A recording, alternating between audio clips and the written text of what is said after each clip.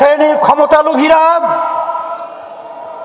সংস্কার এবং দৃশ্যমান বিচারকে গুরুত্ব না দিয়ে ক্ষমতা যাওয়ার জন্য শুধু পাগল নয়, ডবল পাগল হয়ে গেছে।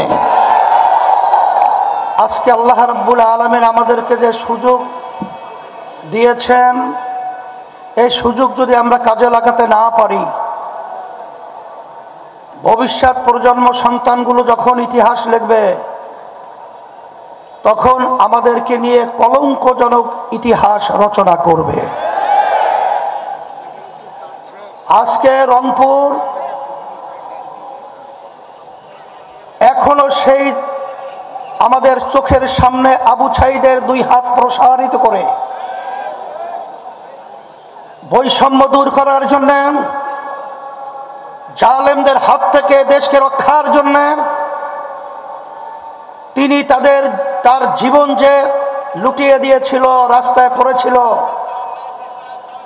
সেই অনুভূতিতে প্রেরণা পেয়েই কিন্তু এক পর্যায়ে আমি জানের ভয় না করে রাস্তার ভিতরে কিন্তু নেমেছিলাম ন্যায়ের পক্ষে, অন্যায়ের প্রতিবাদে।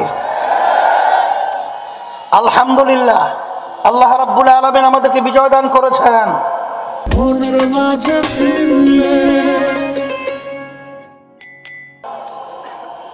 আজকে দুঃখ হয় এতগুলো মাইল কোন সন্তান হারা হলো, এত মানুষ পঙ্গু হলো, চক্ষু হারালো। আমাদের যে মৌলিক দাবিগুলো ছিল, দেশে মৌলিক সংস্কার হবে, খুনিদের গুমিদের টাকা পাচারকারীদের দৃশ্যমান বিচার হবে, এরপরে লেভেল প্লেইং ফিল্ড, জাতীয় নির্বাচনের পরিবেশ তৈরি হবে। কিন্তু আমরা দেখলাম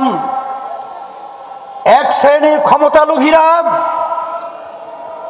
সংস্কার এবং দৃশ্যমান বিচারকে গুরুত্ব না দিয়ে ক্ষমতা যাওয়ার জন্য শুধু পাগল নয়, ডবল পাগল হয়ে গেছে।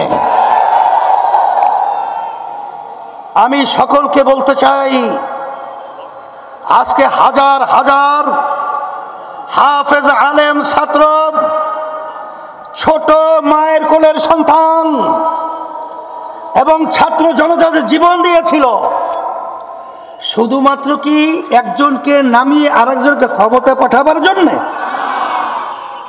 না, এই দেশকে ফ্যাসিবাদ মুক্ত করার জন্য, খুনিদের হাত থেকে দেশকে রক্ষার জন্য, এবং আমাদের দেশে বসে যারা বিদেশিদের তাবেদার আমাদেরকে গোলামের জিঞ্জির পরিয়েছে, তাদেরকে উৎখাত করে স্বাধীনভাবে আমাদের দেশকে মাথা উঁচু করে দাঁড়াবার জন্য এরা জীবন দিয়েছিল। আজকে তারা যদি বসতে ব্যর্থ হয়, আমরা তাদেরকে পরিষ্কার ভাবে এই সমাবেশের মাধ্যমে আমরা বলতে চাই, আপনারা মনে করেছিলেন অন্টুর ভিতরে ক্ষমতায় যাবেন, সেদিন সে সময় ভুলে যান। আজকে বাংলাদেশ যারা ভালো